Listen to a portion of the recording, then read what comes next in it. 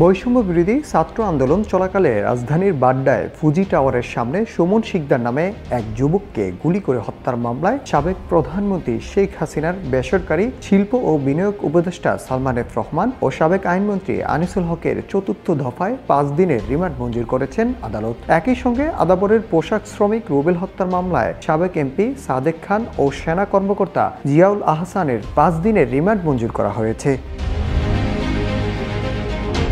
বৃহস্পতিবার 29 আগস্ট সকাল 7টায় ঢাকার মেট্রোপলিটন ম্যাজিস্ট্রেট নুরুল হুদা চৌধুরীর আদালতে রিমান্ড শুনানিতে তারা ন্যায় বিচার চান। মামলায় সুষ্ঠু তদন্তের জন্য তাদের 10 দিনের রিমান্ডে নিতে আবেদন করেন তদন্ত কর্মকর্তা। শুনানি শেষে ঢাকার মেট্রোপলিটন ম্যাজিস্ট্রেট নুরুল হুদা চৌধুরী তাদের 5 দিনের রিমান্ড মঞ্জুর করেন। রিমান্ড আবেদনে তদন্ত কর্মকর্তা বাড্ডা থানার এসআই রেজাউল আলম বলেন, সালমান এফ রহমান, আনিসুল হক মামলার এজাহার নামেও 4 ও 5 নং আসামি। এজাহারে বর্ণিত সহিংস ঘটনার বিষয়সহ 250-টিরও বেশি ডিজাইন অপশন নিয়ে ওয়ালটন স্মার্ট ফ্রিজ, বোঝে আপনার প্রয়োজন।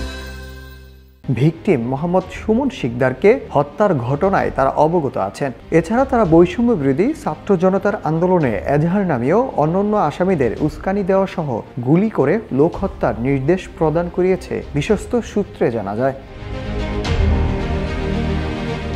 অন্যদিকে রাজধানীর খিলক্ষেত এলাকা থেকে গত 15 আগস্ট দিনগত রাতে রেজাউল আহসানকে গ্রেপ্তার করা হয়। পরের দিন শুক্রবার 16 আগস্ট তাকে আদালতে হাজির করে পুলিশ।